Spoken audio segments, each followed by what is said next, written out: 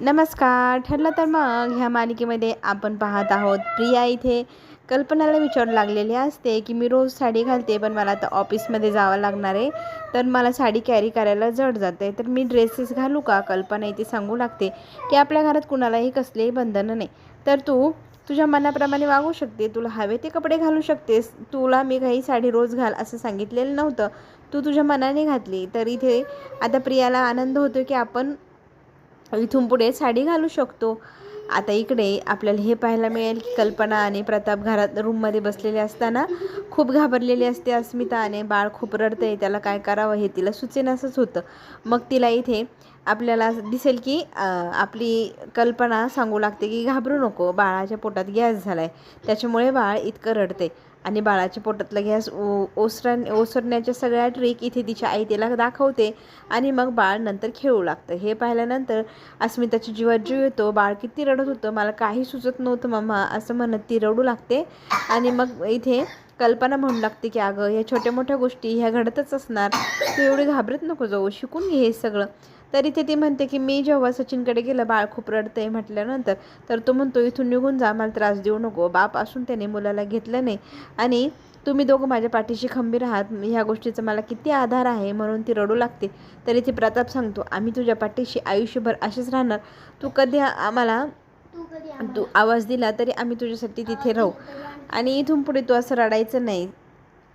पुढील भागात आपल्याला हेही पाहायला मिळेल की सकाळी ज्या वेळेला अर्जुन घराबाहेर पडतो गाडीमध्ये छान गाणी लावून तो एन्जॉय करत चाललेला असतो. जयेशचा कॉल येत असतो, तोही अर्जुनला कळलेला नसतो आणि पाठीमागनं गाडीच्या पोलिसांची गाडी येते आणि ती ओव्हरटेक करून अर्जुनच्या गाडीच्या समोर जाऊन उभी राहते.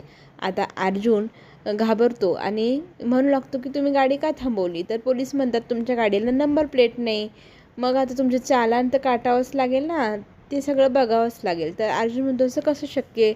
मग तो जाऊन पाहतो तर त्याच्या पाठीमागे नंबर प्लेट नसते. मग तो दंड भरायला तयार असतो आणि मग त्याची पावती फाडत असतात. त्याच वेळेला पोलिसांना काहीतरी टिपकतंय डिकीतनं खाली असं दिसू लागतं. तर पोलीस खाली वाकून पाहतात, अर्जुनला बोलवतात, हे काय टिपकते रक्तासारखं, आत्ताच्या आत्ता डिकी खोलून दाखवा असं म्हटल्यानंतर लगेचच अर्जुन मग ती डिकी खोलू लागतो. माझ्या डिकीत काहीच नाही बघा असं म्हणत तो त्यांना दाखवत असतो. तर समोर जे दृश्य पाहिलं त्याने सगळ्यात मोठा धक्का अर्जुनला बसलेला आपल्याला पाहायला मिळणार. खरं तर तिथे कांता मावशी आपल्याला दिसते. कांता मावशीचा खून झाला आहे, तोही अर्जुनच्या गाडीची डिकीत तिचं डेड बॉडी सापडली. याच्या गुन्ह्याखाली अर्जुनला आता इथे अटक करण्यात आलेली आहे. जयेश इथे शुद्धीवर आल्या आल्या पहिले अर्जुनला कॉल लावत होतं पण अर्जुनने तो काही उचलला नाही. मग तो दुसरा कॉल मोठ्या प्रयत्नांनंतर त्याने सायलीला लावलेला असतो. सायलीला तो सगळी घडलेली हकीकत सांगू लागतो आणि सायली म्हणते असं कसं झालं आहे, तू तर काल बोलला होता, तर तू म्हणाला होतास की इथे सगळं व्यवस्थित आहे, तुझे मेसेज पण येत होते.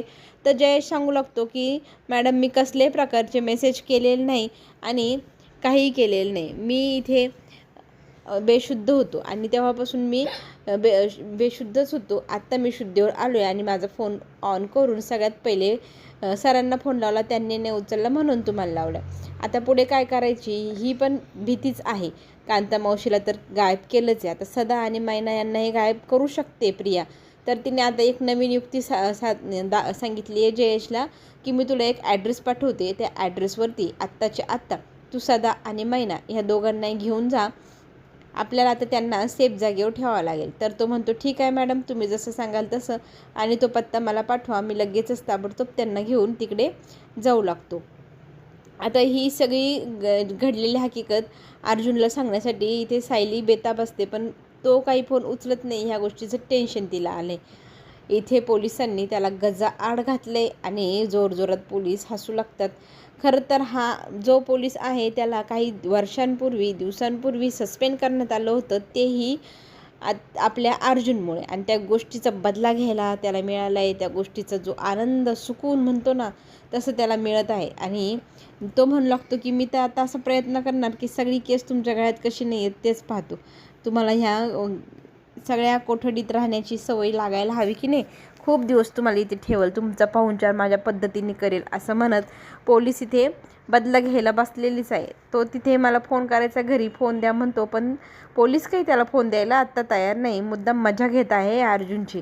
आता इथे सायली टेन्शनमध्ये असते, कुणाला फोन लावा कळेना.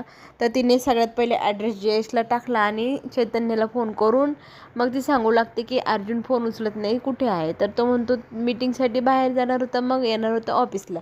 तर मी पण ऑफिसलाच चाललो आहे. तर ती म्हणते ते फोन उचलत नाही, मला आता भीती वाटते.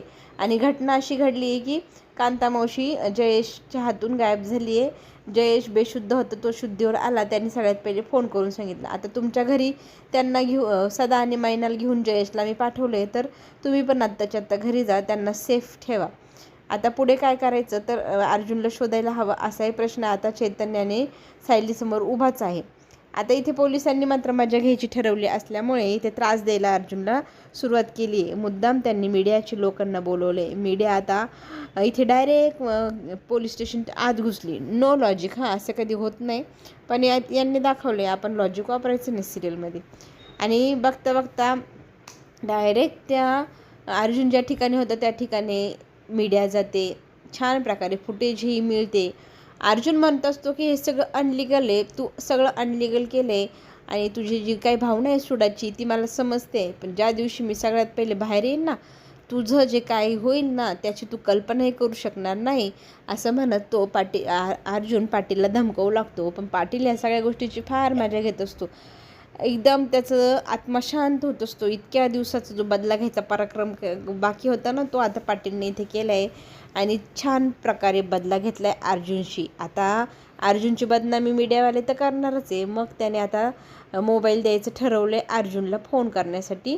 मग तो सगळ्यात पहिले कॉल लावतो सायलीला. सायली फोन उचलते, घाबरते, कुठे आहे विचारते. मग तो सांगतो की माझ्या गाडीच्या डिक्कीत कांता मावशींची बॉडी सापडली आहे. आता मला खुनाच्या आरोपाखाली अटक करण्यात आली आहे, पण तू घाबरायचं नाही, मी तुला जे जे सांगल ते तू आता गुपचूप ऐक, मी काय काय सांगतोय.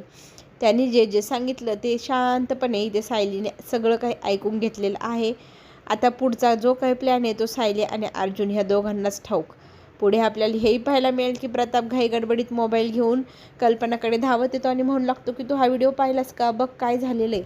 तर ती म्हणते कुठे काय झाले बघू बरं. व्हिडिओमध्ये असं असतं की अर्जुनला अटक करण्यात आलेली आहे, ते खुनाच्या आरोपाखाली. ही घटना आता पाहिल्यानंतर घरातले सगळ्यांनाच धक्का बसतो की असं कसं शक्य. ही गोष्ट पण जर खोटी जर असली तर त्या गोष्टीसारखं जसं ॲक्सिडेंटमध्ये ते दोघंजणं मेले असं तर त्यांना वाटते. पण इथे सगळी घाई गडबड सुरू होते, सगळेजण जमा होतात. अगदी प्रतिमा सुद्धा आलेली असते आणि ती पण सांगू लागते की हे गेले पोलीस स्टेशनला आणि मी इकडे आली, काय होऊन बसलं, काय कसं झालं.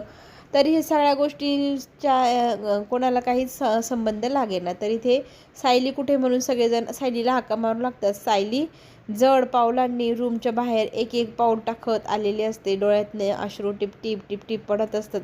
सगळेजण तिच्याकडे पाहत असतात मोठ्या आशेने. ती काय बोलते आता ह्या गोष्टीकडे सगळ्यांचं लक्ष लागून आहे. ती मात्र आता खंबीर राहून सगळ्यांसमोर उभी राहते आणि म्हणते की जी काही गोष्ट ऐकली तुम्ही ती खरी आहे आणि यांना पोलिसांनी अटक केलेली आहे, तेही खुनाच्या आरोपाखाली. कल्पना मग रडू लागते, माझा मुलगा असं करणं शक्यच नाही, नाही होऊ शकत असं. सायली म्हणते हो, आपल्याला ठाऊक आहे आपले हे कधीच असं करू शकणार नाही आणि त्यांना आपण आता सगळ्यांनी समजून घ्यायला हवं. लवकरात लवकर मार्ग काढायला सुरुवात करावी लागेल. इकडे पोलीस मात्र कबूल करून घेण्याचा प्रयत्न करताय अर्जुनला की तूच खून केला त्या कांता मावशीचा. त्या कांता मावशी खूप अनलिगल धंदे करायची, तिचा पार्टनर होतास तू, तिने तुला पैसे दिले नाही, ह्या रागाचा तू बदला घेण्यासाठी तिचा जीव घेतला. अगदी तिच्याकडे तरुण तरुण मुली पण असायच्या, त्या मुली तुझ्या वापरात होत्या का, असाही प्रश्न पोलीस मुद्दाम त्याला विचारत असतात. चिडवण्याचा पुरेपूर प्रयत्न करत असतात.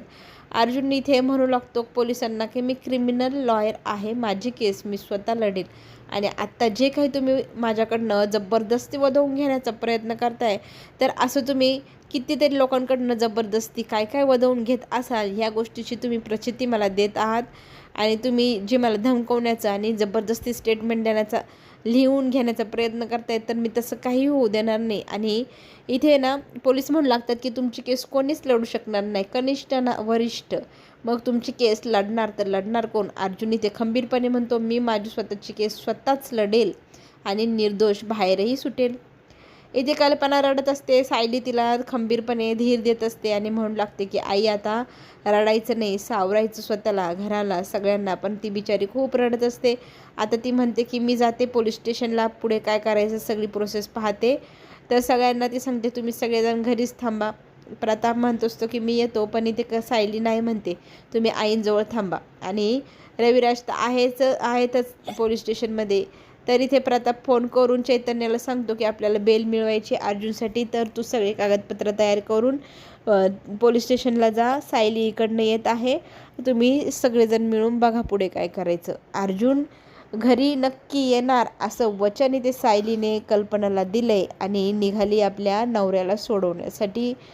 तिकडे गेल्यानंतरची सगळी हकीकत कळल्यानंतर अर्जुन म्हणू लागतो की माझी केस मी स्वतः लढणार आणि निर्दोष बाहेर सुटणार, मला कुठल्याही वकिलाची गरज नाही आणि मी माझी केस लढून स्वतःला निर्दोष सिद्ध करून मगच बाहेर येईल, असा अर्जुनने ठेवलेला आहे. इथे सगळा प्लॅन आपल्या प्रिया मॅडमने केला आहे. तिने जसं जसं ठरवलं तसं तसं सगळं काही घडत आहे. तिला फार आनंद वाटतोय की आपल्याला यश एवढं आसानीसे मिळालं आहे आणि त्या सगळ्या यशामुळे ती आता चांगली शेपरलेली आपल्याला पाहायला मिळणार. आणि हा जो नवरा बायकोला दूर करण्याचा जो अध्याय सुरू केला आहे ह्या प्रिया मॅडमने, ह्यातनं जे काही निष्पन्न होणार ते सगळं काही पाहायला आपल्या सगळ्यांनाच आवडणार. या सगळ्या गोष्टी पुढे कशा बदलताय, कसे वळण घेत आहेत आणि अजून अर्जुन सायली एकमेकांपासून किती दुरवतील की जवळ येतील हेही पाहूयात. चला तर मग पुढे प्रियाची काय हाल करते सायली हे आपण पाहणारच. आणि हे सगळं काही सिद्ध करण्यासाठी कुठून पुरावे सायली मिळवते आणि अर्जुन स्वतःला कसं निर्दोष सिद्ध करतो हे सगळं काही आपण पाहूया. तोपर्यंत सगळ्यांनी चॅनलला लाईक करायचं, सबस्क्राईब करायला विसरायचं नाही. आपण पुन्हा भेटूया नवीन अपडेटसोबत. तोपर्यंत धन्यवाद.